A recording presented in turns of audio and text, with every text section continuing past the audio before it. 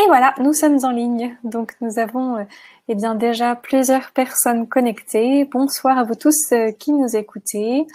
Voilà, donc eh bien pour laisser peut-être le temps à tous les inscrits d'entrer dans la salle virtuelle, eh bien je vous propose que nous voyageons ensemble. Alors ceux qui sont habitués des jeudis d'Artege doivent avoir l'habitude de cela. Vous pouvez nous dire voilà, sur la messagerie instantanée d'où vous nous écoutez ce soir.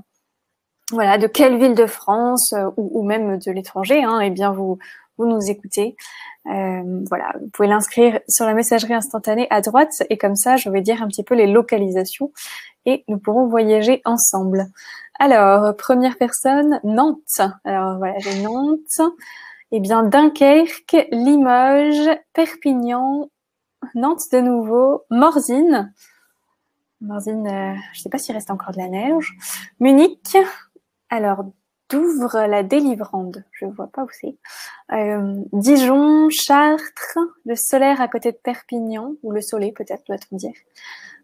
Maure dans le Cantal, la Chaise-Dieu en Haute-Loire, La Baule, Martigny en Suisse, Gap dans les Hautes-Alpes, Saint-Cloud, Nantes de nouveau, pas mal de Nantais visiblement, Saint-Genis-Pouilly dans l'Ain, Moissac, alors Mahon ou Mans, je ne sais pas comment on doit dire, M-A-O-N, voilà, Strasbourg, Dijon, Perpignan, Montrégeau dans les Pyrénées, Lyon, on a quand même beaucoup de sud, un peu d'ouest, Lyon de nouveau, Chartres, Villaines-sur-Seine, Nantes, Genève, Francfort, quelques Allemands, Vannes, Ars-sur-Formant, Sainte-Geneviève-des-Bois, la Côte d'Or aussi, Marais-sur-Tille, Rambouillet, Villefranche-sur-Saône, pas très loin de Lyon donc, Nantes, Avessac dans le 44 aussi, Le Mans, Versailles, ça y est, quelques Versaillais, Valenciennes, Rieux-la-Pape,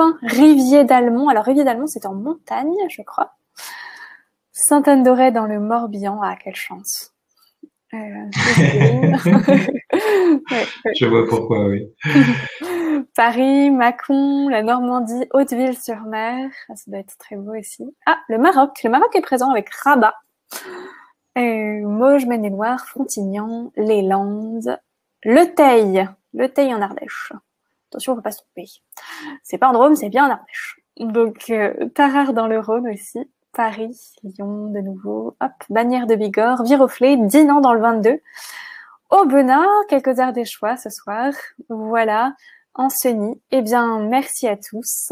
Je crois, oui, on peut peut-être encore attendre une minute éventuellement, mais nous allons bientôt pouvoir commencer. De toute façon, ce webinaire est enregistré. Donc, pour les personnes qui arrivent un petit peu en retard, eh bien, elles pourront toujours revoir le début plus tard.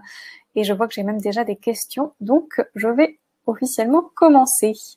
Donc, eh bien, bienvenue au Jeudi d'Artege. Officiellement, nous commençons donc ce webinaire. Chaque jeudi à 21h, pour ceux qui ne connaissent pas encore les Jeudis d'Artege, eh bien, chaque jeudi à 21h, un auteur vient à votre rencontre pour partager autour d'un thème, souvent autour d'un livre d'ailleurs, et répond à vos questions en direct.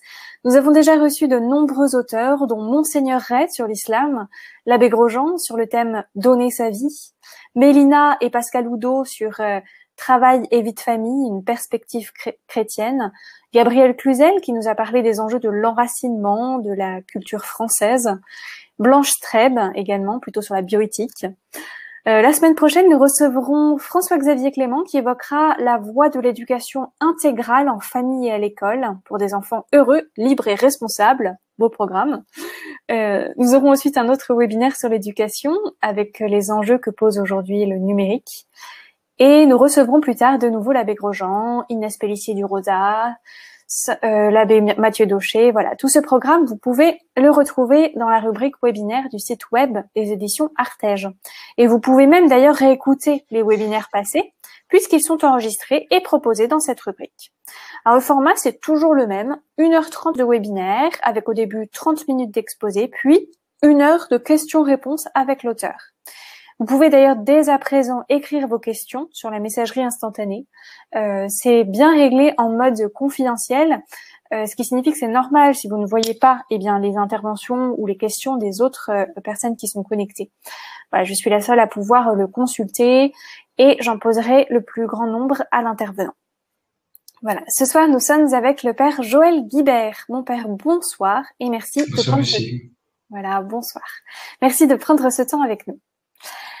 Vous êtes prêtre, originaire du diocèse de Nantes et vous exercez votre mission entre l'écriture de livres de spiritualité et la prédication de retraites destinées à tout public.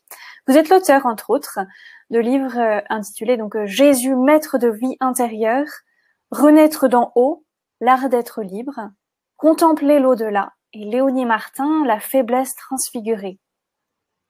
Vous avez publié en juillet dernier un livre intitulé Le combat spirituel, clé de la paix intérieure. Je vous le montre, ouais, je vérifie juste qu'on le voit bien, super. Donc voilà. Pour commencer d'ailleurs, je vais tout simplement en fait citer le début de votre livre. La paix intérieure, qui parmi nous n'aspire pas à ce bien supérieur? La sérénité profonde, qui ne court pas après? Mais voilà, pour obtenir un tel trésor, il faut se préparer à la guerre. Voilà, fin de citation. L'illusion serait finalement de croire que nous y arriverons sans combat, sans obstacle et sans engager notre vie au quotidien. Alors je vais vous laisser la parole, mon père, pour que vous puissiez nous offrir quelques fondamentaux pendant une demi-heure. Et pendant ce temps, je recueillerai les questions que vous tous qui nous écoutez pouvez déjà poser sur la messagerie instantanée. Merci père, à vous. Merci beaucoup, Lucie. Écoutez, je vais essayer de rebondir sur la citation que vous venez de prononcer là. Une des premières convictions à propos du combat spirituel, c'est le lien combat spirituel-paix. Je crois que c'est très important que vous ayez pointé ça dès le départ. Quand les gens entendent combat spirituel, ils se disent « Oh là là, c'est pas pour moi » ou « ça va saigner, va falloir suer, va falloir en baver ». Le combat spirituel, c'est pas la fin de la vie spirituelle. La fin de la vie spirituelle, la finalité, le but, c'est vraiment l'union à Dieu. Et donc, le bonheur, la paix, qui n'est rien d'autre que la participation au bonheur et à la paix de Dieu. Et c'est là le paradoxe, et vous l'avez bien pointé avec la citation, c'est que on ne peut pas obtenir cette paix sans combat. C'est ainsi. Hein. Le prince de la paix, qui est le Christ, ne peut pas nous envahir sans notre participation à un certain combat pour justement écarter ce qui ne favorise pas la paix, ce qui l'empêche. Et c'est là le paradoxe, vous l'avez bien dit, il va falloir se préparer à la guerre pour avoir la paix, il va falloir en quelque sorte se fatiguer pour entrer dans le repos, et très exactement fatiguer l'homme pécheur pour que il puisse enfin se reposer sur le cœur de Dieu. Première conviction donc, le lien combat spirituel-paix. C'est pas le combat pour le combat, c'est le combat pour la paix et pour l'union profonde. Toujours dans les convictions, pourquoi le combat spirituel? Pourquoi le combat spirituel? Parce que nous naissons divisés, désaxés, pas au sens psychologique du terme, forcément, mais sortis de notre axe. Nous naissons blessés par le péché originel, comme dit la grande tradition spirituelle de l'Église. Et donc, ça veut dire que nous avons quitté notre orientation profonde, qui est de vivre à partir de Dieu, à partir de notre centre qui est Dieu.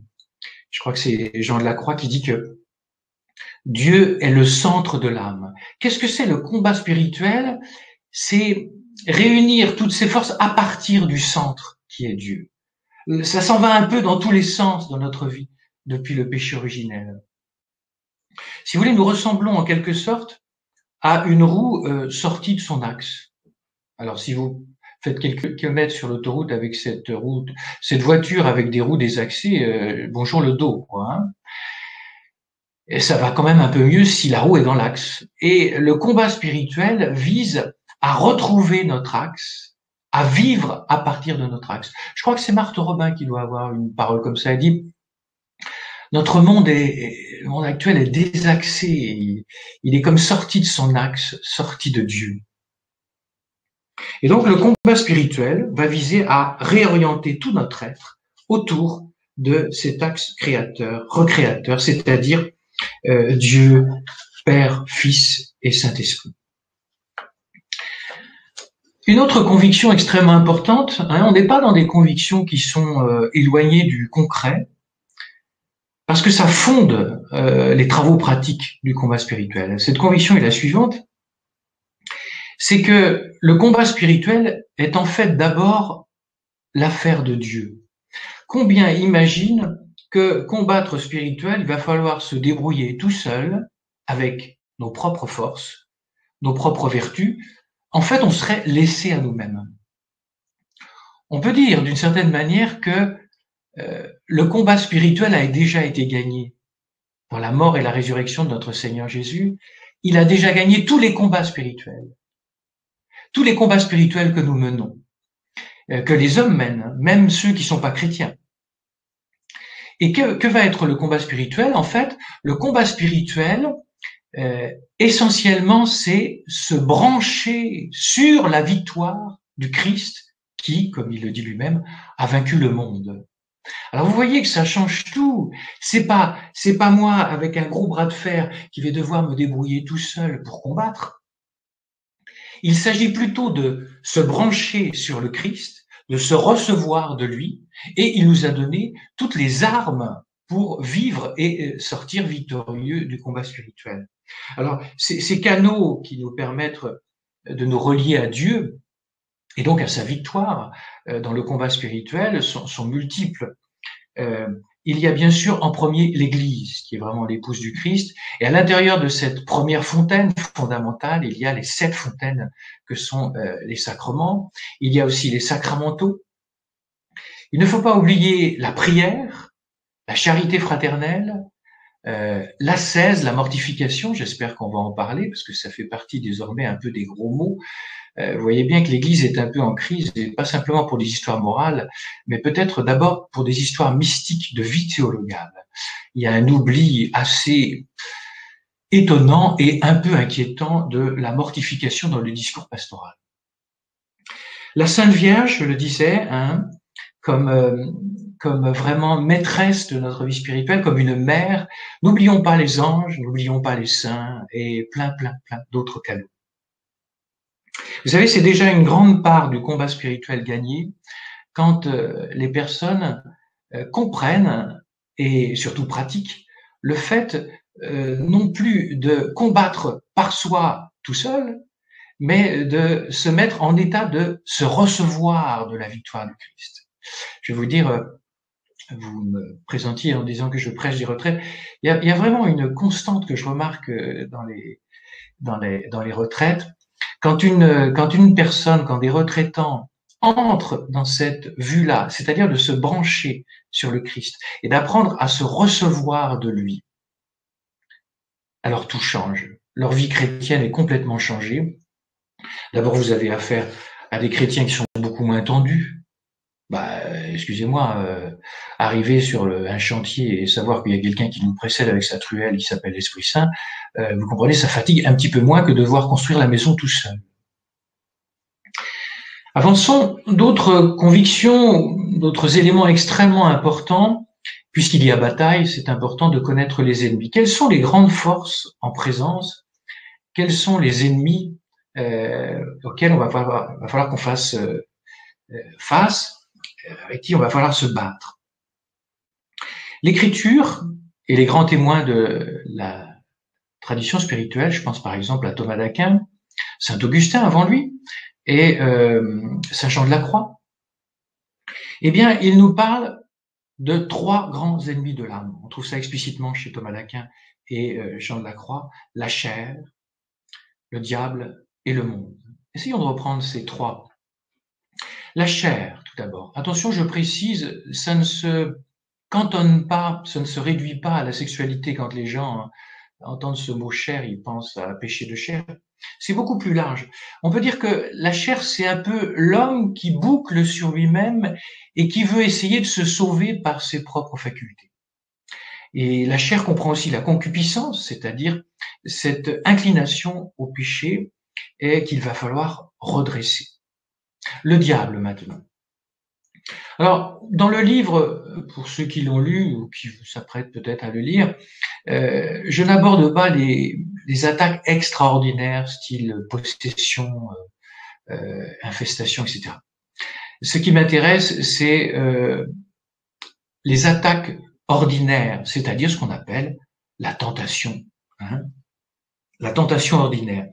Et le démon y agit toujours comme des mythes entre les piles de draps. Hein. C'est-à-dire que c'est caché, c'est subtil, c'est intelligent. Il importe, puisque nous allons livrer bataille au diable, de connaître la tactique du diable, pour reprendre le titre d'un bel ouvrage de Lewis. Connaître la tactique du diable pour mieux mettre en place une stratégie de combat. Et là, je pense qu'il y a ce grand slogan qu'on attribue à Socrate, mais semble-t-il, et il l'a emprunté à une devise qui était sur un monument grec. Connais-toi toi-même, hein, nous avons déjà entendu cette formule. Je crois que c'est très important de connaître la tactique du diable, c'est très important de se connaître aussi, parce que justement, lui, il est très intelligent. Et il va nous attaquer dans un premier temps, surtout dans les débuts de la vie spirituelle, dans nos points faibles. Par exemple, quelqu'un qui est porté à l'inquiétude, vous voulez, le diable, c'est très simple, c'est le spécialiste de l'exagération. Donc il va multiplier des inquiétudes. Il va y avoir d'autres qui vont avoir peur de manquer. Alors il va leur faire voir à tout moment qu'ils vont manquer et il va. Je vous dis, c'est le spécialiste. Il élargit les failles. Après, quand on progresse dans la vie spirituelle, il voit que l'âme va se connaître davantage elle-même et elle connaît la tactique du diable. Il va être obligé d'agir autrement parce que ça marche plus. Et par quoi va-t-il nous attaquer? C'est étonnant, et c'est pour ça qu'il faut être vigilant. Il va nous attaquer par la vertu, par les charismes. Bon, je veux pas porter des cartons rouges, mais vous voyez bien l'histoire de notre Église récente, avec tout un tas de fondateurs pourvus souvent de charismes magnifiques. Eh bien, parfois, certains, voilà, c'est ainsi, ça peut être tourné la tête et voilà, la chute a été terrible et ça a entraîné de nombreux laïcs. Voilà. Donc, à la fois, il nous attaque par nos points faibles et par nos points forts, donc nos qualités, nos vertus et nos charismes. Le monde, autre ennemi qu'il va falloir prendre en compte, eh bien, c'est pas le monde, parce qu'il nous faut aimer le monde qui nous entoure. Non, c'est l'esprit du monde dont parle Saint Jean. C'est-à-dire les maximes du monde informées par l'esprit du mal. Quelques exemples très simples. Vous voyez, aujourd'hui, les cathos sont pas en grand nombre. Hein. C'est bientôt la peau de chagrin. Bon, bien sûr, si on est à Versailles, c'est un petit peu différent. Si on se trouve dans le rural, par chez moi. Mais voilà, c'est la majorité des situations, c'est un petit peu ça. Et donc la grande tentation actuellement, elle est dénoncée par le pape François actuellement, c'est la mondanité. Pas simplement fréquenter les salons et jouer les mondains, mais finalement épouser l'esprit du monde. Une des attaques, par exemple, du monde, ça va être « Enfin, mon père, tout le monde le fait. » Ben, c'est pas parce que tout le monde le fait que c'est l'évangile. Le relativisme, par exemple, extrêmement puissant et dénoncé par le prédécesseur de François avec une manière magistrale, Benoît, si bien montré comment le relativisme de l'esprit du monde allait nous attaquer. Vraiment, je le vois dans les retraites, les gens, c'est difficile de se démarquer de l'esprit du monde. Et là, il y a un grand combat spirituel qui est le fait de pas faire comme tout le monde, de pas hurler avec les loups, de trancher, d'être rejeté. Je pense que de plus en plus, il va falloir se préparer dans ce libéralisme libertaire à ce que même certaines professions ne peut plus, on ne pourra plus les occuper, parce que ce sera totalement incompatible. Voilà. Et ceux qui ne voient pas ça actuellement, c'est-à-dire comment l'esprit du monde est de plus en plus opposé à l'esprit de l'Évangile, je pense qu'ils sont déjà gagnés par l'esprit du monde. Voilà, quelques convictions. Maintenant, quelques avenues à ne pas rater pour le combat spirituel. Il me semble qu'il y a un porche d'entrée qui représente presque le travail de toute une vie. Je vais le dire de manière très simple, peut-être trop simpliste, mais je vais m'expliquer. Il me semble que le grand combat spirituel commence par un grand oui à ma vie, à ce que j'ai pu subir, à ce que j'ai pu commettre. Je remarque une chose, alors ça c'est vraiment très fort comme chose qui m'apparaît dans les retraites.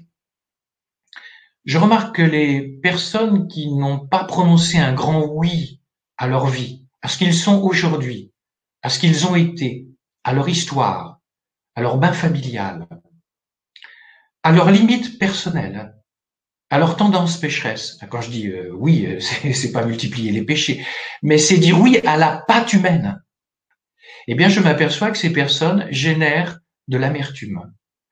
Le pape François, dans un petit document qu'il a sorti, je crois, dans l'été, il y a quelques années, sur la sainteté, je vais le trahir mais je vais le dire en substance, je n'ai pas ces mots sous les yeux. Il dit ceci, Dieu, en fait, est l'être le plus réaliste qui soit, il ne travaille que dans le réel. Tant qu'une personne ne dit pas oui à tout ce qu'elle est, c'est-à-dire le réel de ce qu'elle est, de ce qu'elle a été, eh bien l'Esprit Saint ne pourra pas réaliser son emprise et la transformation de cette personne. C'est un principe fondamental. Alors je vous disais, quelque chose que je vois très fort dans les âmes, à force d'écouter les personnes dans les retraites, je remarque que des personnes parfois très cabossées, qui ont beaucoup souffert, mais qui prononcent un véritable grand oui, alors bien sûr ça se fait pas du jour au lendemain, ne rêvons pas, à ce qu'ils ont été, ces personnes-là connaissent un repos très profond dans leur vie chrétienne. C'est très simple. Tant que je suis dans le virtuel, c'est pas le réel. Et tant que je marque-boute contre le réel, que je ne veux pas, parce que je ne veux pas ce que je suis, parce que je veux être un autre, eh bien, ça épuise littéralement d'énergie.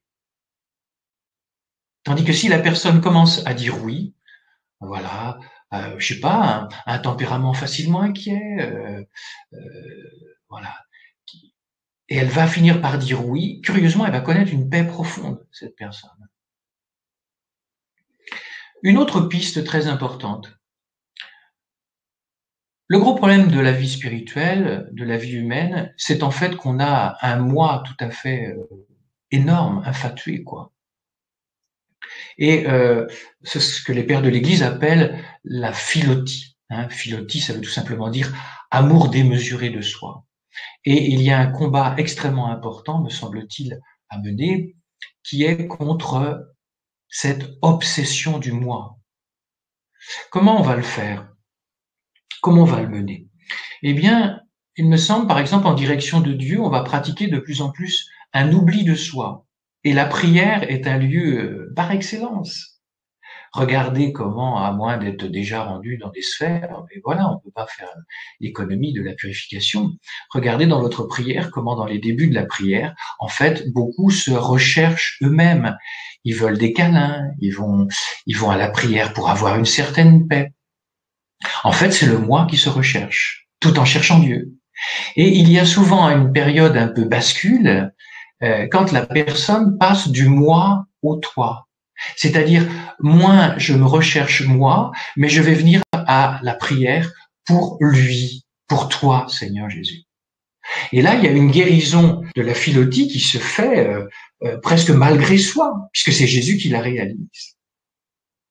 Il me semble aussi que tout ce qui est prière de gratitude, tout ce qui est prière de louange, tout ce qui est prière décentrée. Vous voyez, faut pas forcément rentrer dans un groupe de louanges. Une grand-mère qui n'a pas la santé, mais qui dit son chapelet uniquement pour réjouir le cœur de Marie, elle est parfaitement dans la louange, et peut-être plus dans la louange que quelqu'un qui est un peu excité et qui va dans un groupe de louanges tout simplement pas pour faire de la louange, mais faire du bruit. Donc vous voyez, la louange, comme dit le catéchisme, c'est vraiment une prière qui veut que Dieu soit Dieu, qui se réjouit que Dieu soit Dieu, parce que lui, Dieu ne change pas. Il est toujours dans la gloire, il est toujours dans la joie. Et je vais petit à petit jeter mon encre sur ce rocher. Je vous signale que ça veut dire Amen, c'est le même mot. Et ce rocher qui ne change pas, et au bout d'un moment, il est bien évident que voilà, il va y avoir une fluctuation des hauts et des bas de notre vie qui vont petit à petit diminuer. Il y a un point aussi, je voudrais attirer nos webinaires, c'est le couper court. Il y a un père de l'Église qui s'appelle Évagre le Pontique, qui a une très belle formule. Il dit « Sois le portier de ton cœur ». Vous voyez, on est dans une société qui va très vite, on est agressé par tout un tas d'informations, etc. Et si nous n'y prenons pas garde, eh bien, notre esprit risque de se transformer en Tchernobyl. C'est-à-dire que ça va chauffer, au bout d'un moment, le réacteur va exploser. On a tout un tas de pensées toxiques contre lesquelles il faut lutter, qu'il faut laisser à la porte, parce qu'elles sont toxiques. Alors les gens après s'étonnent, « Ah mon père, la vie en Dieu est difficile. » Ben voilà, s'il y a de la place pour les soucis. Je vais donner un petit exemple qui va parler. Je l'emprunte à un prêtre qu'il a écrit dans un très beau livre sur l'Eucharistie. Il fait part d'une maman qui priait énormément, mais elle avait un fils qui était dans la drogue, la zone, l'alcool, enfin bon, oui. Et elle faisait, tenez-vous, plus de 2 heures, 3 heures d'oraison par jour. Et il voyait que cette maman, semble-t-il, n'évoluait pas dans l'ordre de la paix. Parce que bien sûr, pour une maman, les enfants, c'est sa joie et c'est sa croix, quoi. Et à un moment, il lui pose simplement cette question. Mais à l'oraison, vous pensez à qui? À Dieu ou à votre fils? À mon fils.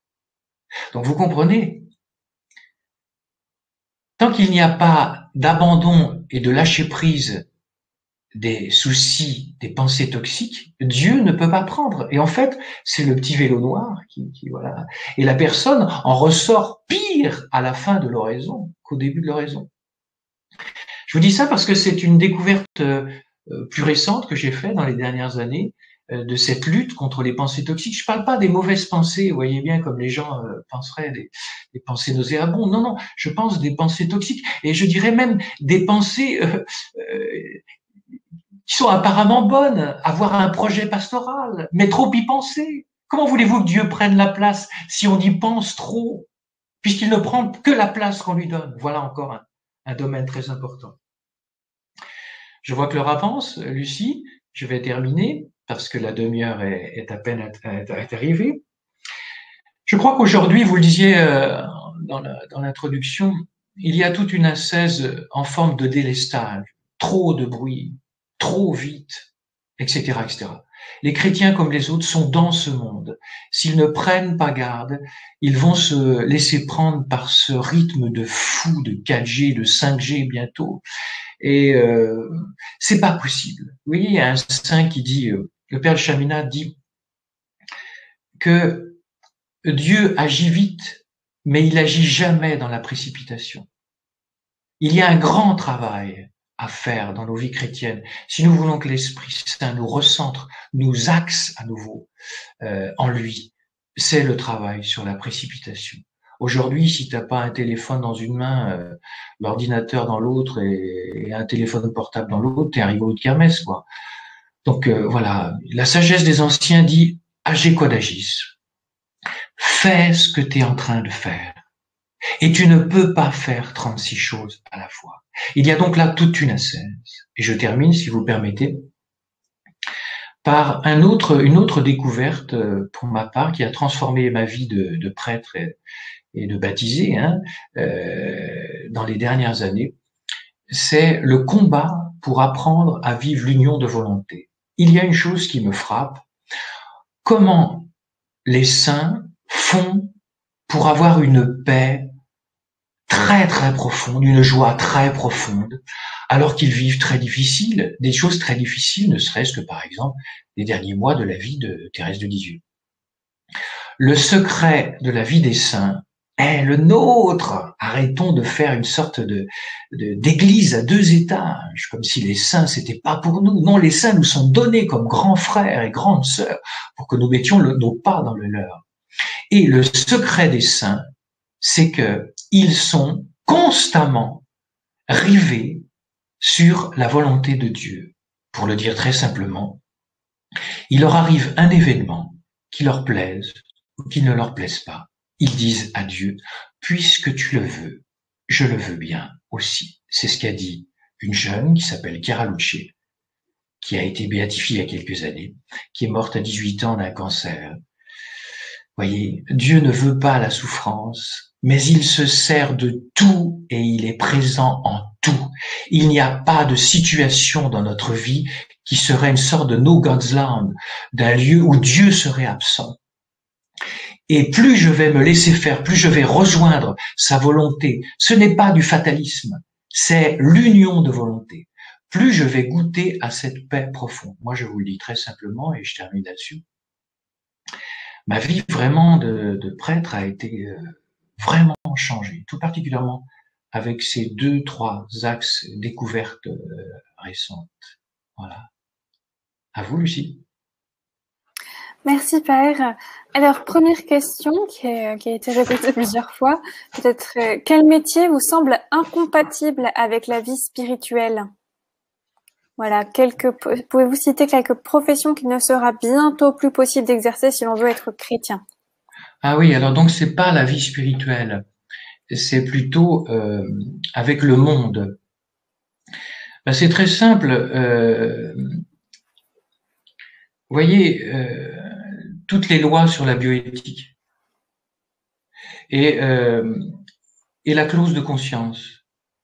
On s'en va vers une situation où ce gentil libéralisme, conjugué avec le libertarisme, fait que bientôt ça va devenir une sorte de totalitarisme soft, mais un totalitarisme quand même. Et ce n'est pas moi qui ai prononcé la formule. Je crois que c'était l'évêque de Paris, l'archevêque de Paris, le cardinal, et je crois que le président de la conférence épiscopale l'a prononcé il y a quelque temps. Et donc, vous avez tout un tas de professions qui tournent autour du milieu médical. Si des lois extrêmement iniques passent et refusent la liberté de conscience, on ne pourra plus y participer en tant que chrétien. Ou alors vous serez un chrétien schizophrène, c'est-à-dire que vous pourrez dire que vous êtes chrétien et puis vous pourrez participer à des choses qui sont contraires à l'enseignement de l'Église dans votre profession. C'est pas possible. L'Église s'est prononcée là-dessus. Merci. Alors, question sur les anges. Voilà, et c'est vrai que vous en parlez d'ailleurs dans votre livre en disant que on fait finalement si peu appel à eux, pauvres anges, pourtant confiés par Dieu aux hommes pour les aider. Et la personne pose la question: pourquoi, d'après vous, la prière de Saint Michel Archange n'est pas actuelle? Alors, je voudrais pas faire de peine à cette personne, mais moi, je la récite tous les jours. Je vois pas en quoi elle n'est pas actuelle. Comme si la démythologisation, pour reprendre des termes d'un protestantisme libéral, nous ferait croire que parce que nous serions dans un monde moderne, les anges n'existent plus. Vous connaissez sans doute le bon mot qu'on prête à Satan. Hein. La plus grande ruse de Satan, c'est de nous faire croire qu'il n'existe pas. Et aujourd'hui, il a un boulevard. C'est quand même terrible parce que moi j'ai côtoyé des gens qui sont en dehors de l'Église et qui eux, en faisant tourner les tables, n'ont pas de problème à croire aux anges déchus. Et à l'intérieur de l'Église, pendant ce temps-là, on n'y croirait plus. C'est presque comique, c'est navrant, c'est fou, c'est fou. C'est très intéressant. Je viens de travailler là-dessus avec quelques bouquins et une thèse de doctorat d'un Père de la Grâce et entre autres les bouquins du Père Amorce. Ce qui est très beau, c'est que pendant une période, il n'y avait plus dans les diocèses d'exorcistes. On voit bien que partout, les évêques sont en train de remettre des exorcistes. Voilà, je lisais un article dans La Croix, par exemple, aux États-Unis. Voilà, ça signe quand même ça aussi une grave crise de l'Église. Il est temps qu'on sorte de cela. Saint Michel Archange, il y a des caricatures de présentation, je veux bien, mais la prière à Saint Michel est très puissante. Je vais vous dire, j'en ai fait les frais entre guillemets cette semaine. Quand vous priez sur une personne et que voilà, quand il est question de Saint Michel et que vous voyez Satan réagir. Vous comprenez, quand j'entends après des cathos qui nous disent ça, bah qu'est-ce que vous voulez, ça fait un petit peu mal, c'est tout. Merci. Alors, question sur la mortification. Alors, c'est vrai que vous donnez, peut-être que vous allez le dire, vous donniez l'étymologie en disant que mortifier vient du latin mortificare, c'est-à-dire faire mourir, et que la pénitence réclame virilité et forme la virilité du tempérament. Encore un mot qui est un petit peu, qui semble presque désuet dans la modernité d'aujourd'hui. La personne demande, eh bien, vous parliez de mortification, de quoi s'agit-il précisément? Écoutez, on va faire un parallèle par le sport de haut niveau. J'ai fait un peu de sport avant d'entrer au séminaire, de compétition. Je réentends un grand champion, Jacques Vimon, qui disait c'est impossible d'arriver à un haut niveau sans une ascèse de vie. Et nous voudrions que nous, dans le giron catholique, nous gagnions la couronne, pour reprendre les termes de saint Paul, sans ascèse. Ascèse veut dire entraînement. Mortification veut dire faire mourir le vieil homme.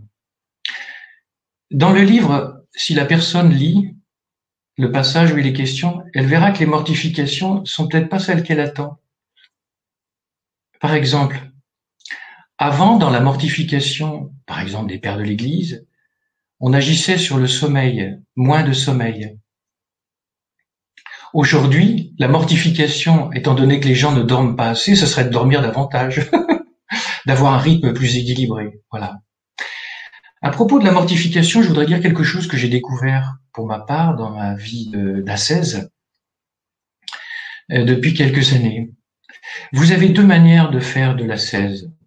Soit c'est vous qui la décidez, mais il y a les dangers de pharisaïsme, de se regarder, de jouer la perf, enfin, etc.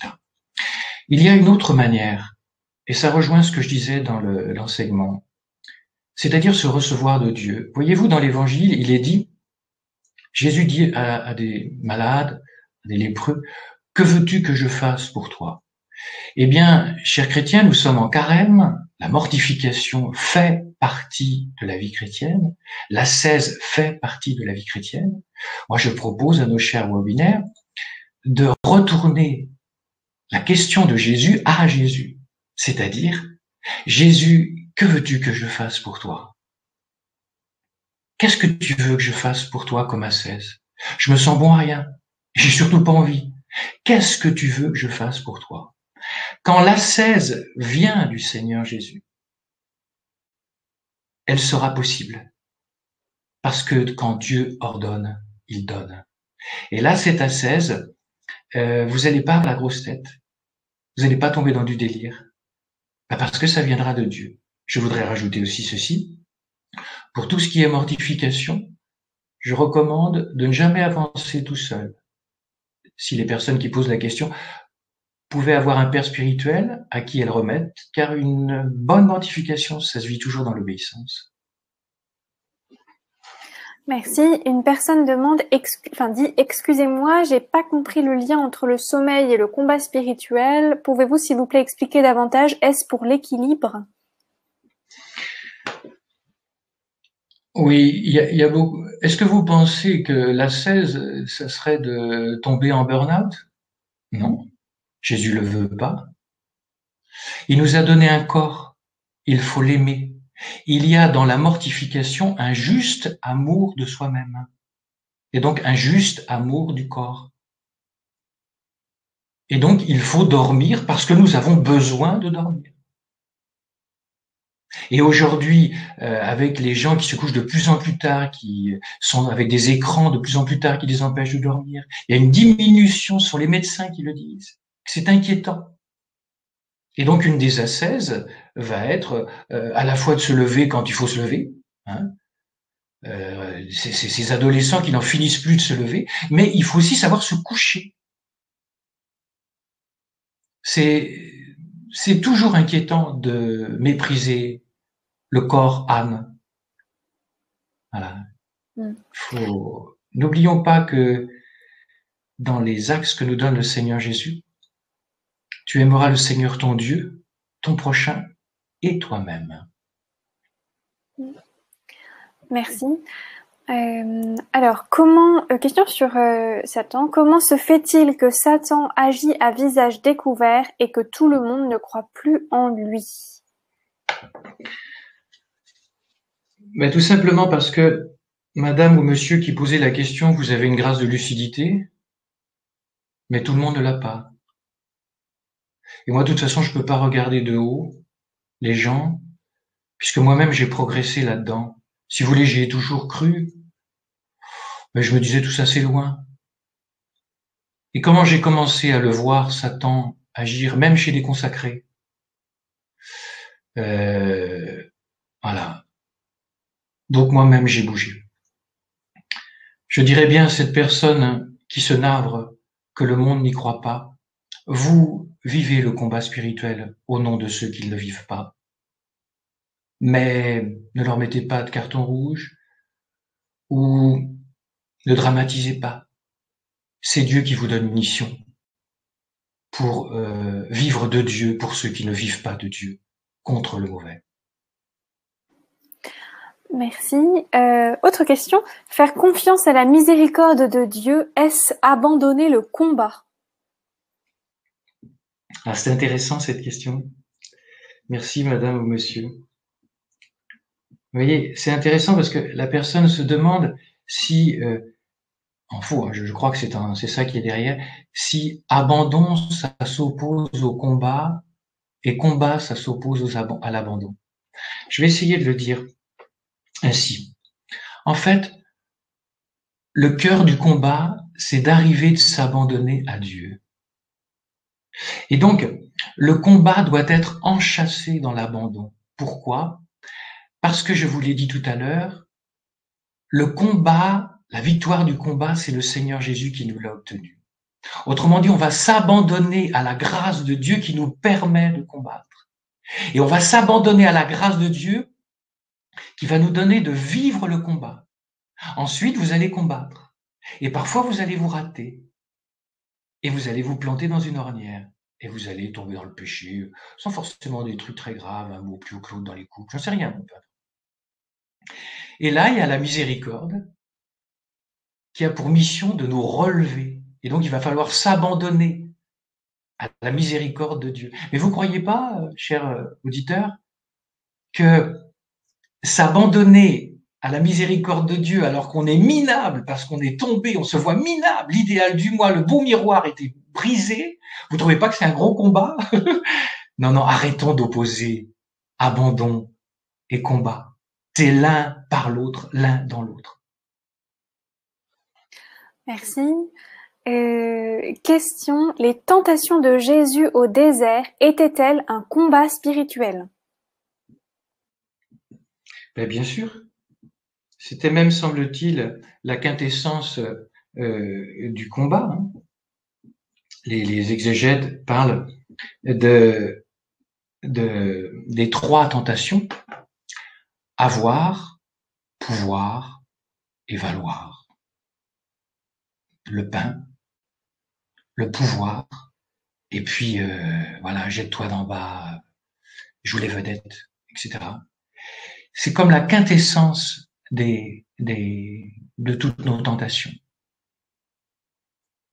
Alors, il y a des tentations qu'il n'a pas vécues, hein, parce qu'il avait, à la différence de nous, un être totalement orienté vers Dieu. Par exemple, j'ai entendu, ça m'a fait de la peine d'imaginer, vous savez bien, la dernière tentation du Christ, le film comme quoi il aurait eu des tentations avec Marie-Madeleine. Le Christ avait une nature humano-divine totalement harmonisée. Il n'avait pas besoin de relations sexuelles, il n'avait pas besoin, il n'y a pas eu de concupiscence dans ça, il n'est pas marqué par le péché originel. Voilà, faut marquer ça aussi. Mais dans ces trois tentations, il a intégré toutes les tentations du monde. Il est vraiment le vainqueur de toutes les tentations. Voilà pourquoi il faut se tourner vers lui. Voilà pourquoi il faut le supplier de venir combattre en nous. Je vous donne un exemple. À propos, si vous me permettez, Lucie, de donner un petit exemple. Bien sûr. C'est très beau parce que c'est chez Catherine de Sienne.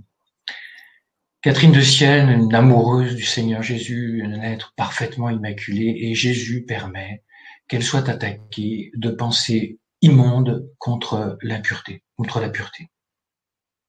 Elle se bat, elle ne cède pas, tentation extrêmement violente. Après le combat, Jésus lui apparaît, et comme elle est très familière avec le Seigneur Jésus, elle lui dit « Mais où est-ce que vous étiez, Jésus, quand je combattais avec ces pensées immondes qui étaient terribles ?» Et Jésus lui dit, j'étais là et je combattais avec toi. Et si je ne combattais pas avec toi, tu y a un temps que tu serais tombé. Merci. Alors, un de nos auditeurs dit une remarque. Le Concile de Vatican définit la paix non comme l'absence de guerre ou de combat, mais comme une plénitude de vie.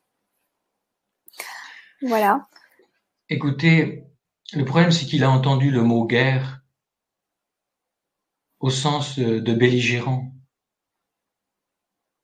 C'est pas du tout ce qui m'habite.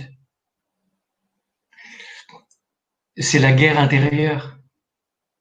C'est la guerre contre c'est la guerre contre ce qui nous fait la guerre à l'intérieur, contre le péché. Le monsieur a parfaitement raison, mais c'est pas le sujet que nous sommes en train de traiter. Quand je parle de guerre, il s'agit pas d'aller taper sur le voisin. Il s'agit pas non plus de taper sur soi. Il s'agit de se laisser unifier par Dieu. Je pense que cette guerre-là, voilà, elle est belle, elle est magnifique. Merci. Oui, c'est vrai que d'ailleurs, vous parlez d'un chemin d'unification intérieure, de paix et de joie profonde dans votre livre. Le problème, c'est que le monsieur, semble-t-il, ou la dame, ont de la peine, c'est ça qui est difficile, je le vois chez les gens, ils ont de la peine à marier les paradoxes, comme dirait monsieur de Lubac. On voudrait de la paix sans qu'il y ait de problème. On voudrait de la paix intérieure sans qu'il y ait de la guerre à mener contre les puissances du péché qui sont pas possibles. Pas possibles. Merci. Beaucoup de questions sur la divine volonté. Voilà, je prends la dernière. En fait, vous nous amenez à vivre dans la divine volonté comme le propose Luisa Picaretta. Écoutez, c'est vous qui dites ça, Lucie, ou ce sont les gens? Non, c'est une dame, Isabelle, elle s'appelle. Et puis j'avais eu aussi un monsieur qui demandait, pareil, comment vivre en Dieu avec les messages de Jésus à Luisa Picaretta. Écoutez, bon, je vais tout vous dire. Je vais sortir un autre livre à la fin de l'année sur Saint François de Sales.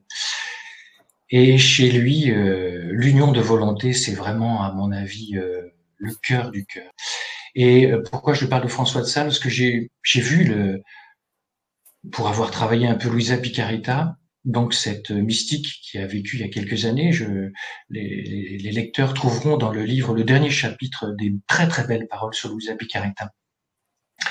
Donc Luisa Picaretta, je trouve, et Saint François de Sales se rejoignent, c'est impressionnant. C'est vraiment un secret de bonheur. Voilà.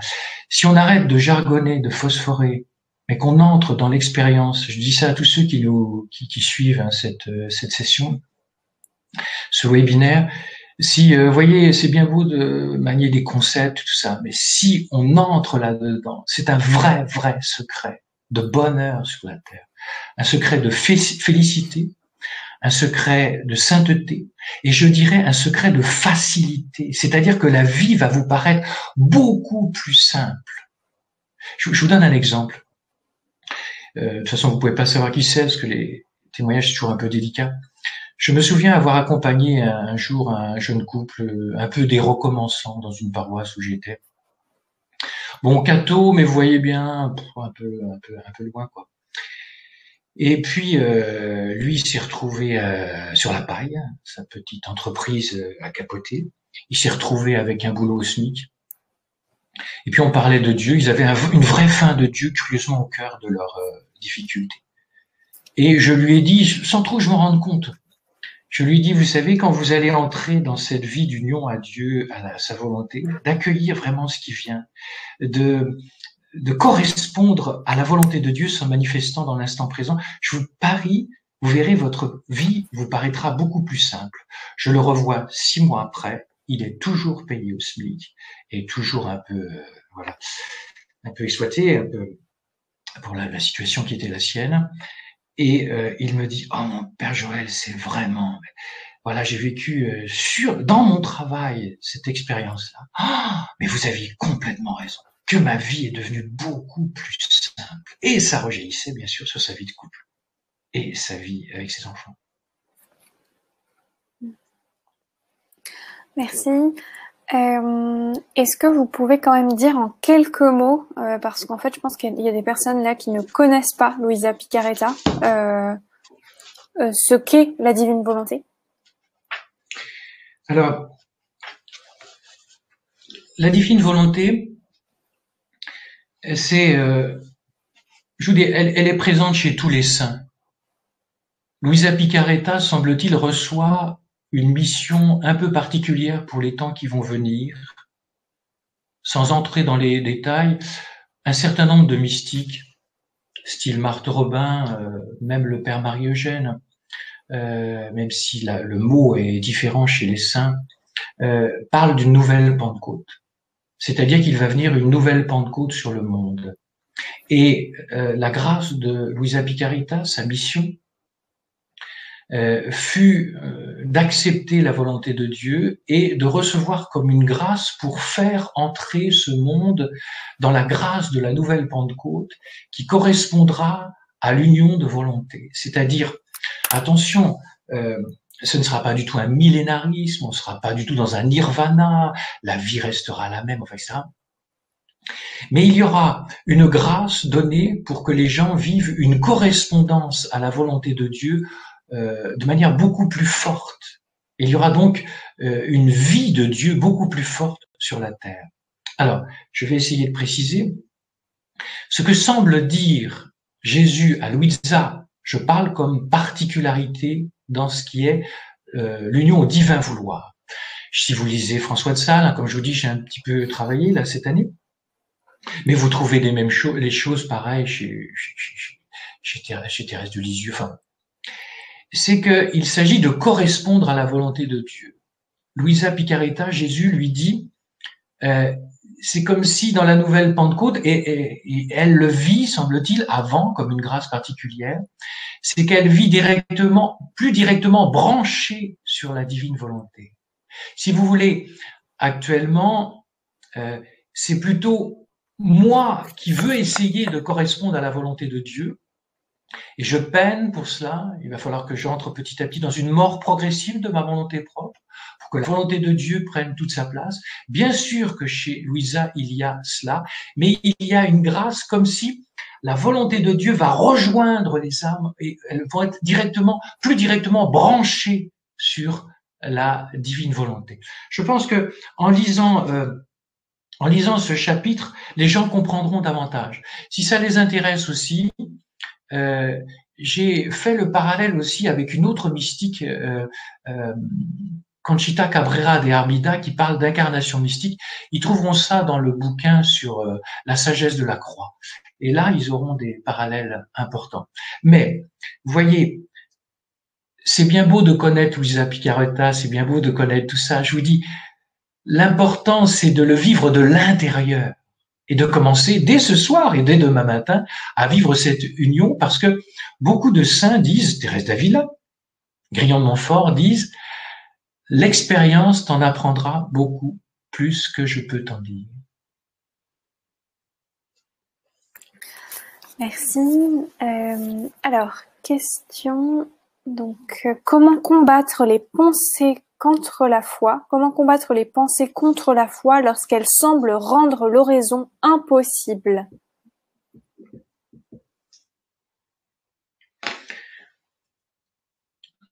Catherine de Sienne dit que on obtient toujours une vertu par son contraire. La personne orgueilleuse va devenir humble par son orgueil. La personne qui a des attaques contre la foi va grandir dans la foi par les attaques contre la foi. Alors, comment le vivre? C'est très rude. Mais je vais vous dire, moi je me sens proche de cette personne. Pour être très simple, je fais plusieurs heures d'adoration par jour. Vous croyez que je surfe sur le nirvana? Cette nuit, la nuit dernière, je me suis levé pour adorer. Mais c'était la sécheresse complète. Qu'est-ce que je fais dans cette sécheresse où la foi semble, comme dirait Luther, c'est une voûte qui tient son pilier? Eh bien, je conseillerais à cette personne de ruminer des paroles très courtes qui vont soutenir son attention amoureuse, pour reprendre des termes de Jean de la Croix, et qui vont donc soutenir sa foi. Ce qui est sûr, c'est que cette personne, comme tout le monde, si elle le veut, c'est un chemin de purification énorme si elle dure, même si elle peine, même si elle pleure à certains moments, et qu'elle tient, et que envers et contre tout, espérant contre toute espérance, elle pose des actes de foi. Quand elle sortira de ce tunnel, sa foi ne sera pas du tout la même. On pourrait presque dire qu'avant sa foi, c'était une foi humaine, après c'est Dieu qui prend le relais. C'est comme si c'était Dieu qui croyait en nous, par nous, avec nous. Faut y être pour comprendre. Merci. Alors, j'essaie de retrouver la question sur la philosie. Voilà, c'est ça. Alors, la philosie, d'ailleurs, je rappelle, vous l'avez écrit donc dans votre livre, la philosie, vous dites que c'est cette maladie de l'âme qui pousse à un amour démesuré de soi, au culte de l'ego et à l'égoïsme foncier. Donc, une personne demande, c'est une dame, vous parlez de la philosie, je n'arrive pas à lutter contre ça. Quels conseils donnez-vous pour en venir à bout? Qu'elle se rassure, notre chère dame. Le père Joël est comme elle. Vous voyez, même le père Marie-Eugène, qui était pour moi une personne tellement avancée dans les voies de Dieu, Jésus lui montre vers la fin de sa vie que son moi est là. Enfin, voilà. Si ça peut la rassurer, Saint François de Sales dit que notre amour-propre mourra un quart d'heure après notre mort. Traduisez ou appliquez à notre thème. La philotie mourra seulement un quart d'heure après notre mort. Donc tu peux toujours courir après. Le tout, c'est, est-ce que tu vas faire avec? Est-ce que je vais prendre la philotie curieusement comme un allié pour guérir de la philotie? Rappelez-vous ce que j'ai dit de Catherine de Sienne. On obtient toujours une vertu par son contraire. Autrement dit, c'est la philotie qui, si elle est vécue en Dieu, va nous aider à guérir de la philotie. C'est les attaques contre la philotie qui vont nous aider à guérir. Alors, je pourrais proposer quelques pistes. Elle les trouvera dans le livre, la personne. Moi, il me semble, étant donné que on est tellement obsédé du moi, toujours en train de regarder notre nombril, etc. Tout ce qui est décentrement de soi va être extrêmement bénéfique. La prière d'action de grâce, de gratitude, la prière de louange, qui ne se soucie même pas de ce que Dieu fait pour nous, qui ne se soucie que de Dieu et de sa joie et de sa gloire. Pratiquer régulièrement, que j'ai envie ou que j'ai pas envie, ne peut que déplier le mauvais pli de la philotie. Il y a d'autres domaines. La philotie est souvent liée au perfectionnisme, c'est-à-dire l'obsession d'être nickel, sans faute. On va profiter de nos fautes. Alors bien sûr, je crois qu'on s'est compris, je ne suis pas quiétiste. C'est-à-dire, je ne vous demande pas de multiplier le péché, je vous demande de tout faire pour lutter contre le péché. Mais si vous m'autorisez cette formule, ne ratez pas vos ratés. L'après-raté est extraordinaire. Pourquoi? Regardez comme nous avons une propension à nous attrister de notre péché. Alors bien sûr qu'il y a une bonne contrition, mais il y a un moment, il faut arrêter de s'attrister.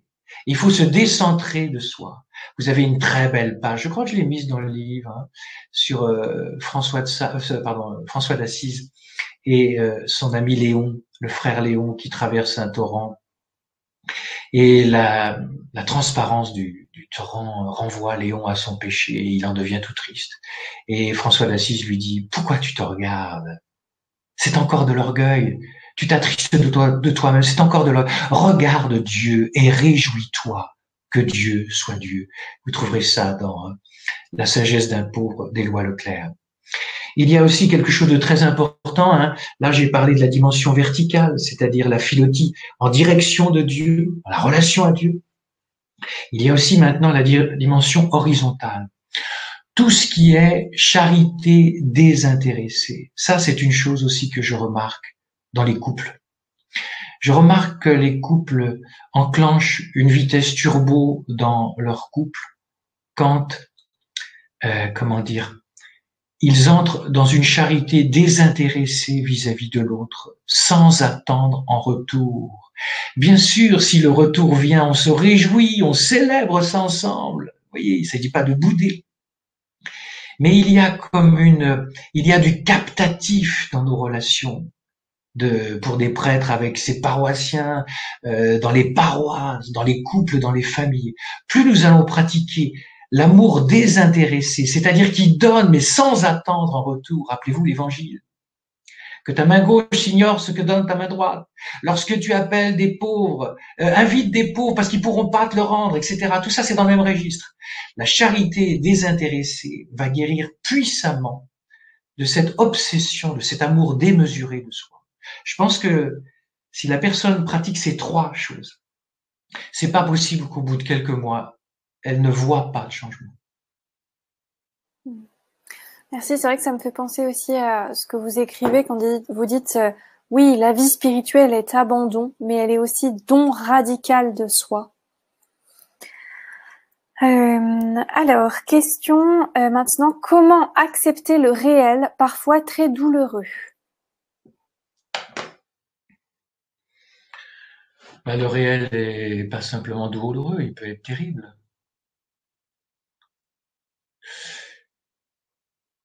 Bon, je sais pas la personne qui a posé cette question-là, mais de toute façon, qui parmi nous est celui qui vous parle en premier? Qui n'a pas des souffrances? Vous en connaissez, vous? J'en connais pas, moi. Et les retraites, je passe mon temps à accueillir des gens qui ont des souffrances. Hein. Voilà. Et le Père Joël, il a des souffrances comme tout le monde. Moi, je vous dis simplement une chose qui a boosté véritablement et a pacifié les choses récemment. Voilà. Vous n'êtes pas obligé de le recevoir. Vous pouvez le mettre au frigidaire. Ça se conserve bien. Et si vous n'êtes pas prêt à l'entendre, vous direz à Jésus, resserre-le-moi plus tard. Moi, je vous dis ce qui me fait du bien. Ce qui a changé ma vie depuis 5 ans, là, de manière plus puissante, c'est ceci. Le mot de Caralucci. Puisque tu le veux, Jésus, je le veux bien aussi. Puisque la personne ce mot, je vais lui raconter quelque chose. Enfin, non, il y a un petit peu de monde à écouter, donc les autres écouteront aussi. Voilà. Au début où j'ai prêché, à cause d'une petite blessure d'enfance que j'ai racontée dans Renaître d'en haut, étant donné que j'ai une petite blessure de l'abandon, alors que j'ai des parents qui s'aiment, hein, ne vous inquiétez pas. Eh bien, à chaque fois qu'il fallait changer de région, une sorte de tétanie m'arrivait, et comme il fallait changer de région pour prêcher, chaque fois ça se réveillait. Les premières nuits étaient très difficiles, j'avais des insomnies, j'avais des peurs, etc. Même à un âge avancé, hein. J'en ai plus honte du tout maintenant de vous en parler, mais à une période j'en avais vraiment honte. Et puis, qu'est-ce qu'on fait quand on est angoissé? C'est le beefsteak qui se retourne sur le grill, hein. C'est-à-dire qu'on n'arrête pas de se retourner sur le lit, hein.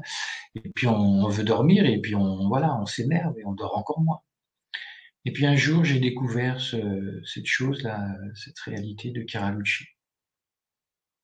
Et puis j'ai commencé à dire, puisque tu le veux, Jésus, je veux bien cette insomnie. D'abord, je me suis calmé, étant donné que j'étais décentré de mon angoisse, puisque j'étais centré sur Dieu, ça produit automatiquement une pacification. Et c'est pas mal comme somnifère. Ça finissait par m'endormir. Et donc, curieusement, ce réel que je ne voulais pas et pour lequel j'ai demandé à Jésus d'enlever, j'ai demandé maintes et maintes fois, Jésus, enlève-moi ça, je serai un bon prêtre pour toi.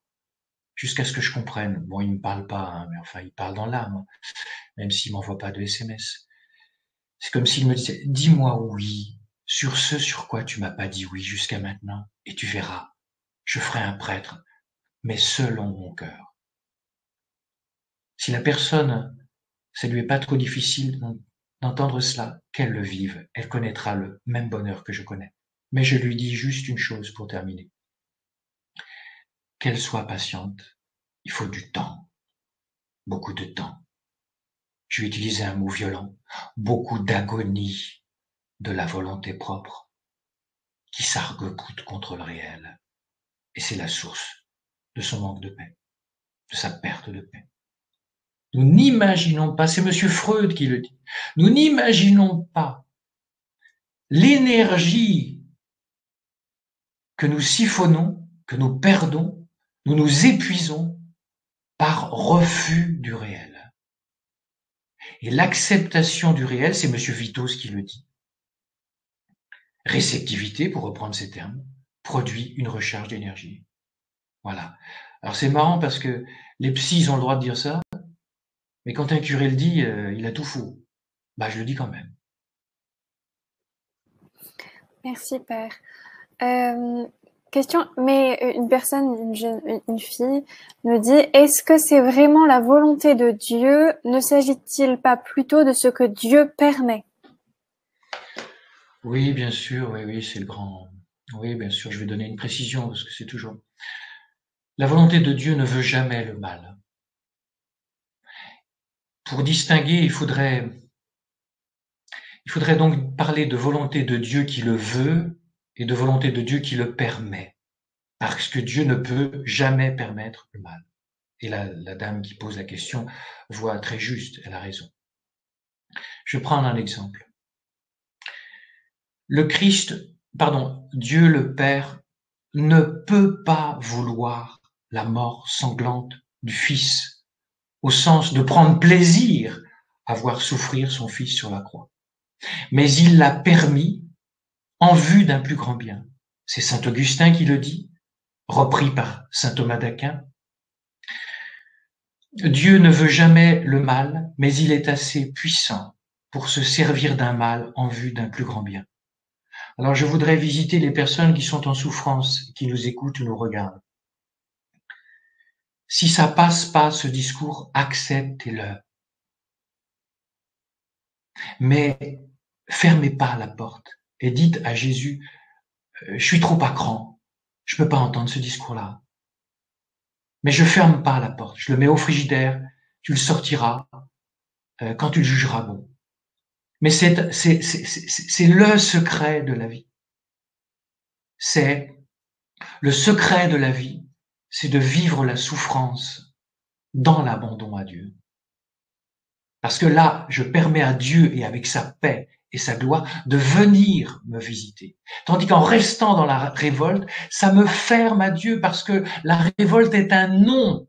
Et le non au réel, étant donné que Dieu est dans le réel, est en même temps un non à Dieu. Il peut pas rentrer.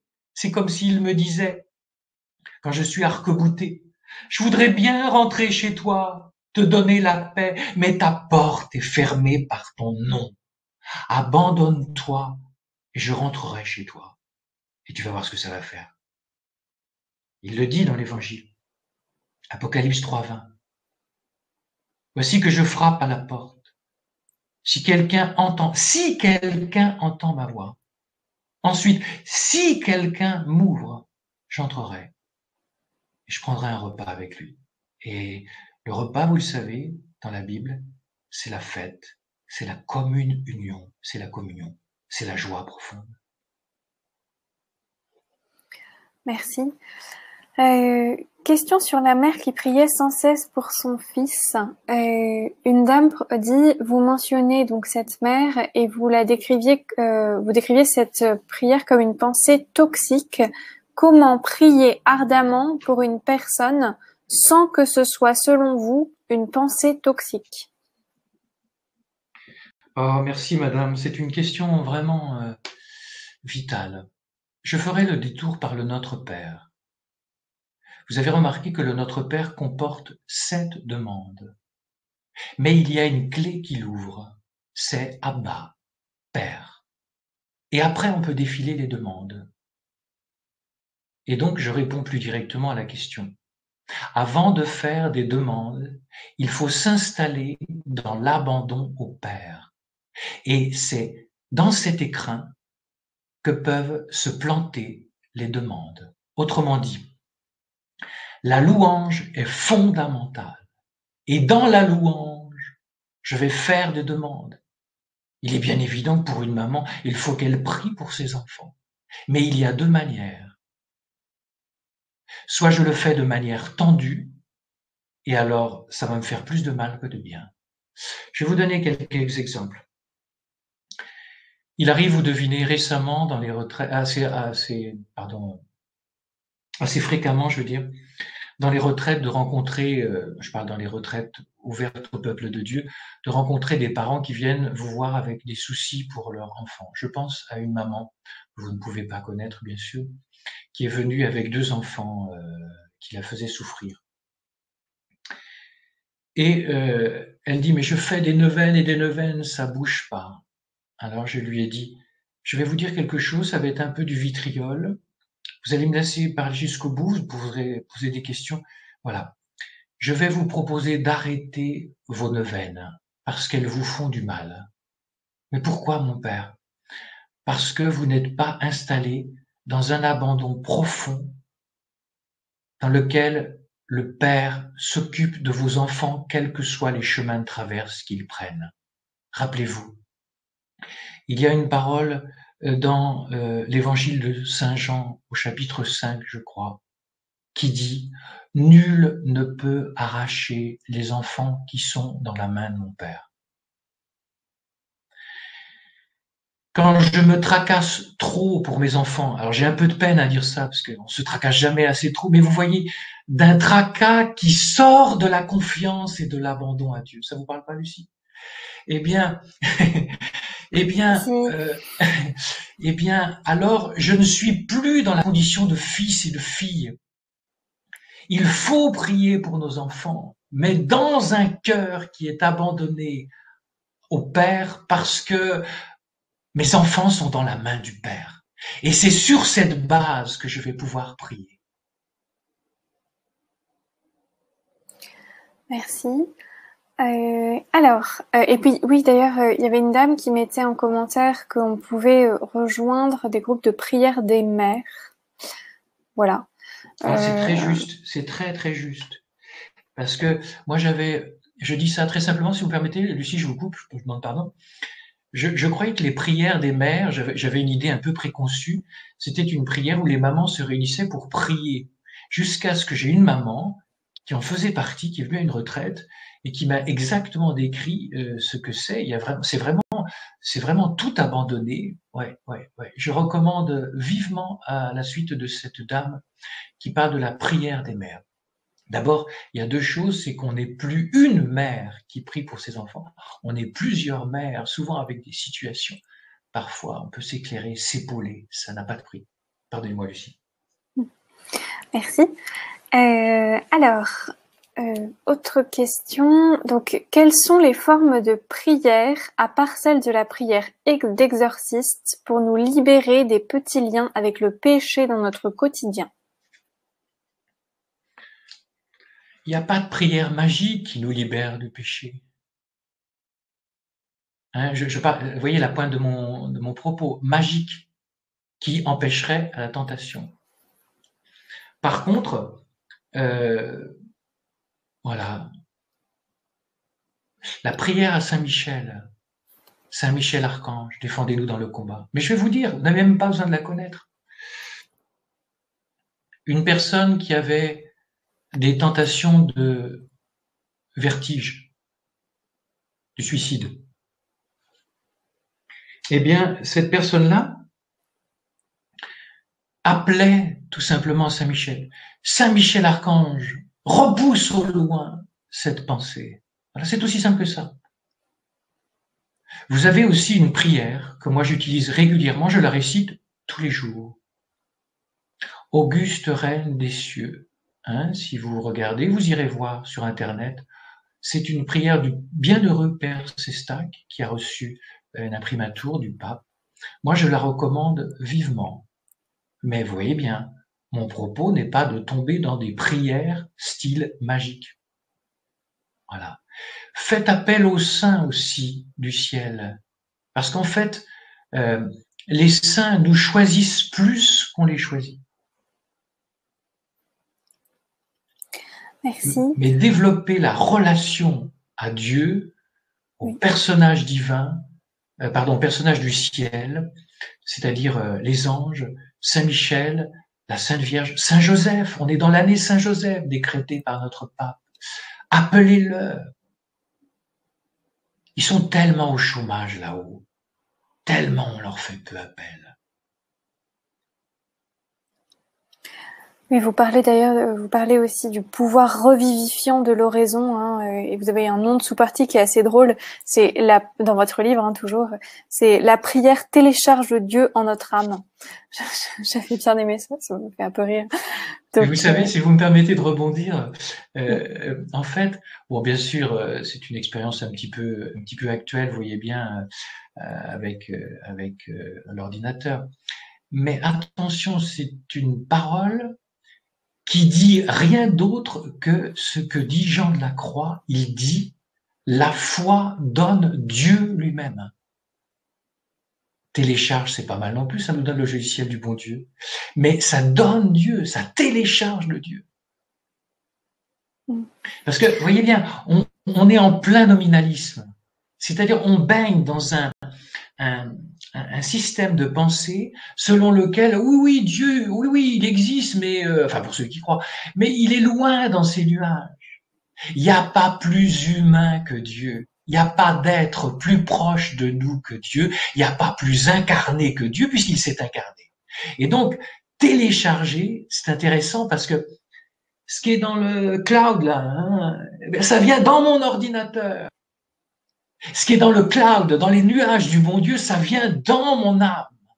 Prendre très, très au sérieux cette inhabitation, qui veut dire exactement que Dieu habite en nous, qui est vraiment, on est comme, j'ai utilisé un mot, c'est pas provocateur, on est quelque sorte enceinte de Dieu. À l'intérieur, il est. Pourquoi allons-nous chercher des clés à l'extérieur alors que tout est à l'intérieur? Merci. Alors, une femme, Pascal, pose la question: quelle est la place de la Vierge Marie dans ce combat spirituel? Comment vivre en elle ce combat?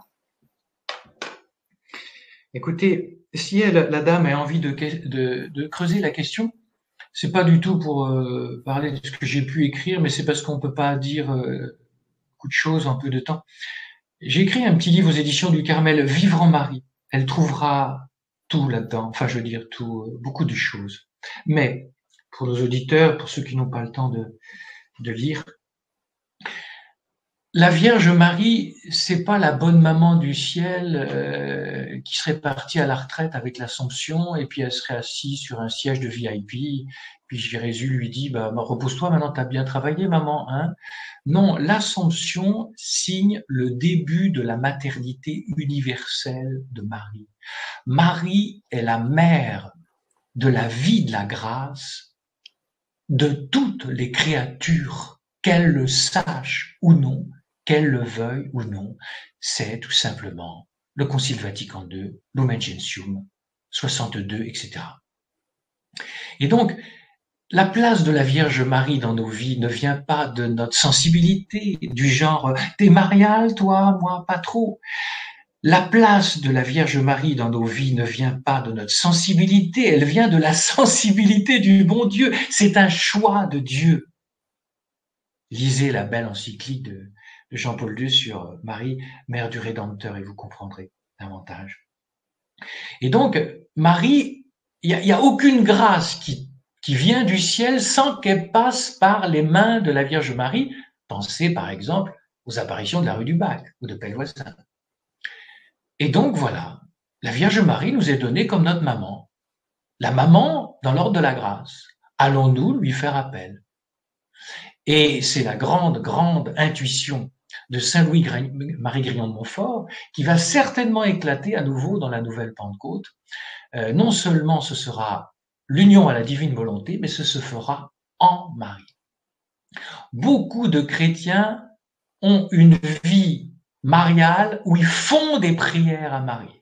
Très très peu en fait vivent en Marie, c'est-à-dire je pose un pas, je voudrais le poser avec toi, Marie. Moi par exemple quand cette nuit, vous voyez, j'ai adoré, c'était très difficile, j'arrivais pas, mais comme un gosse je me comporte. Maman Marie, j'y arrive pas, je fais comment là? Et puis je la laisse faire. Je lève mon petit pied comme dirait Thérèse. Voilà. Et si les gens vivaient ça, mais dans les rien du quotidien, ils expérimenteraient à quel point leur vie chrétienne est beaucoup plus simple. Ils expérimenteraient la proximité de la très sainte Vierge Marie, qui n'est rien d'autre que le vitrail du bon Dieu. Elle ne fait pas écran au bon Dieu. Il y aurait donc une plus grande proximité de la Trinité Sainte dans leur vie, tout simplement. Merci. Une personne dit d'ailleurs que lorsqu'elle fait son pain, elle pense à la Vierge Marie parce que probablement elle l'a fait elle-même. Donc voilà, dans ces petites choses du quotidien. Ah, c'est beau, c'est très beau. Maman Marie de Bethléem, la maison du pain. Ouais, merci beaucoup, madame. C'est très beau. Je pense aussi à cette grand-mère, si vous me permettez de rebondir, qui disait, oh, moi, je comprends pas toutes vos prières compliquées, mais je fais du crochet. Et quand je fais un point à l'endroit, je dis Marie, quand je fais un point à l'envers, je dis Jésus. Je vais vous dire, elle était dans une haute vie mystique, cette petite grand-mère. Merci Père. Question, pouvez-vous revenir sur la nouvelle Pentecôte? De quoi s'agira-t-il?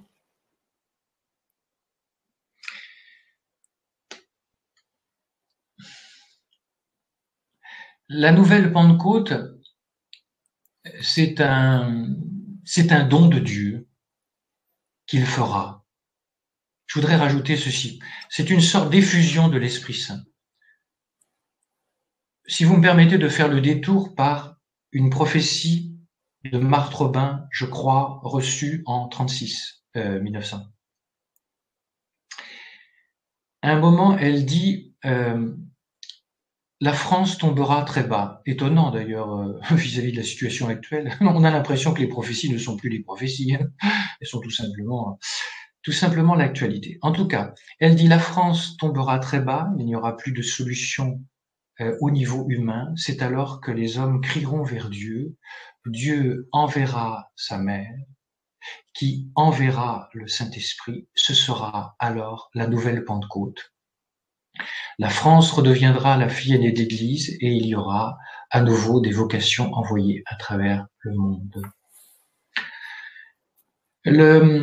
Il y a eu des articles très très sérieux écrits sur la nouvelle Pentecôte, par exemple du père Villelem de l'Institut Notre-Dame de Vie, où il reprend tout un tas de saints et même de papes qui en parlent. Je voudrais rajouter ceci. La nouvelle Pentecôte, il y aura donc, ce sera une effusion sur le monde. Il y a une présentation, à mon avis, erronée et mensongère. Quand je dis ça, je porte pas de jugement sur ceux qui font ça, mais ça ne peut pas être vrai. À savoir, il présente une nouvelle Pentecôte qui arrivera comme ça, comme un cheveu sur la soupe. Si, il y a 2000 ans, la Pentecôte est survenue, elle a survenu après la résurrection et le vendredi saint. Il n'y aura pas de nouvelle Pentecôte sans un vendredi saint sur l'Église et sur le monde. J'arrive de Kibéo, où j'étais à prêcher des retraites sacerdotales. L'évêque était là et le vicaire général m'a remis une belle statue de la Vierge de Kibéo. Vous savez qu'elle est apparue et que les apparitions sont officiellement reconnues. Je ne prends qu'elle, hein. Mais vous pourriez lire aussi les apparitions du Japon à Akita. Et la Vierge, donc j'ai lu le message que m'a donné le vicaire général, et elle dit, elle annonce aussi qu'il va y avoir une belle résurrection de l'Église, mais qu'il va y avoir une crise. Elle parle de gens qui se jettent à fond dans les gouffres. Les gouffres, c'est pas l'enfer. Le Père Daniel Ange dit, ce sont les idéologies. Je crois qu'actuellement, nous avons des idéologies marxistes. Ce n'est plus la lutte des classes, c'est la lutte des races, la lutte des sexes, la lutte des genres, etc. Et que ces séparatismes vont être de plus en plus violents. Il va y avoir donc un vendredi saint sur le monde. Après, moi, le calendrier, je m'appelle pas Madame Soleil, hein, et ni Madame Irma. Quand est-ce que ça se produira? Je ne sais pas. Moi, je vis ici et maintenant, et j'essaye de vivre la nouvelle Pentecôte et le vendredi saint ici et maintenant. Merci, Père. Alors justement, question sur l'Église. Vous dites vous avez ces mots-là, l'Église, une grâce, mais aussi une épreuve pour le combat spirituel. Comment comprendre la défaillance de l'Église sur certains sujets dont il y a eu beaucoup de scandales ces dernières années? Bah, c'est la réalité. De toute façon, l'Église n'a jamais été un être de cristal. Je veux dire au sens où il y a toujours eu des pécheurs. Et celui qui vous parle en est un. Alors bien sûr, j'ai pas fait ces choses immondes, mais voilà, tout le monde est un pécheur. Je vous donne juste un exemple. Du temps de Mère Teresa, il y avait des affaires qui avaient été un petit peu difficiles. Un journaliste très revendicatif qui voulait la faire parler, qui parle dans son sens, c'est-à-dire contre l'institution.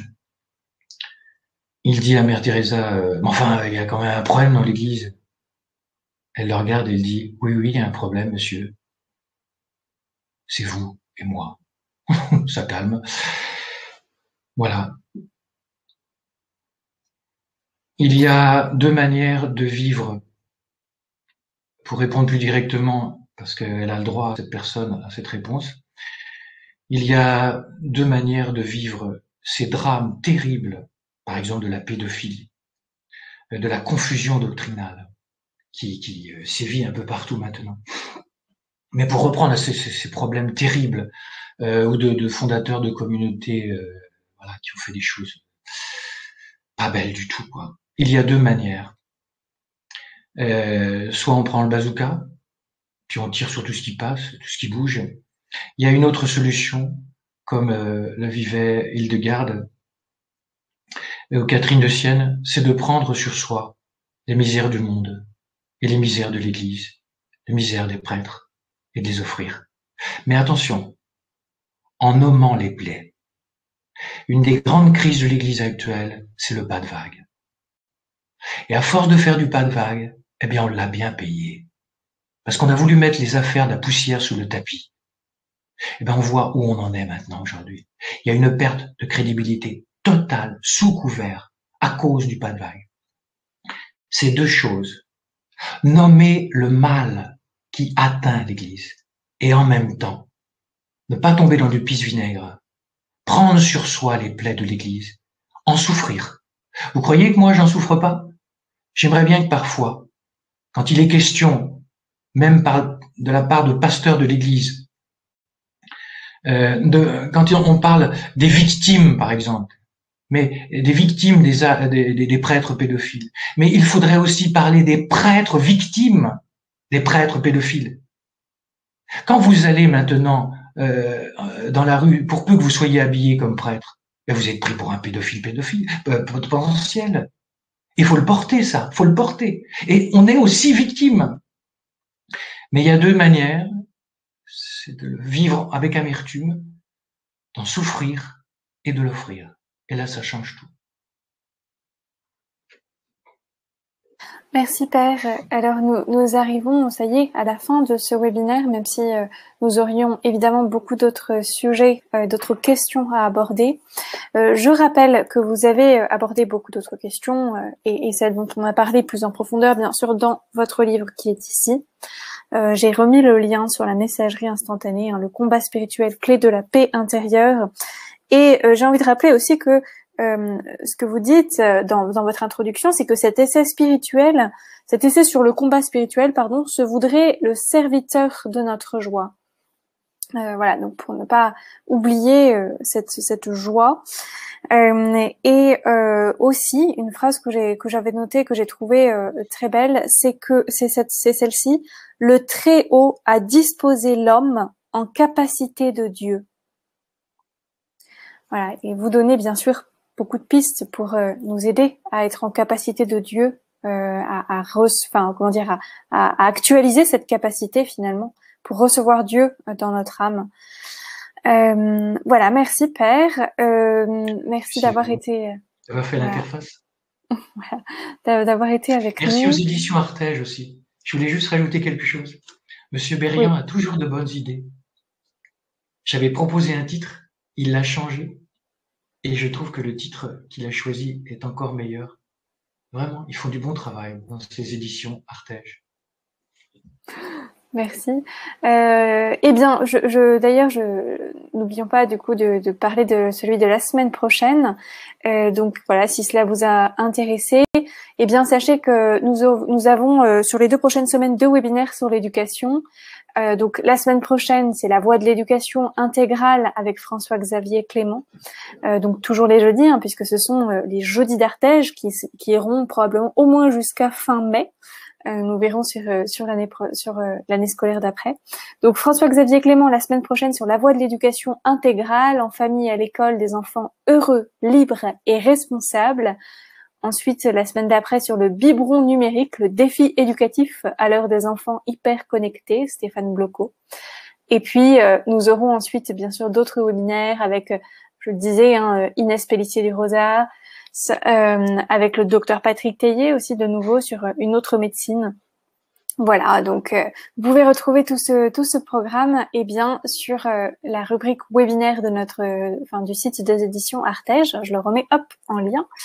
Et donc, bien, tout le monde nous remercie, Père, je vois. Merci, quelle joie de vous écouter. Merci pour vos éclairages. Bonne soirée.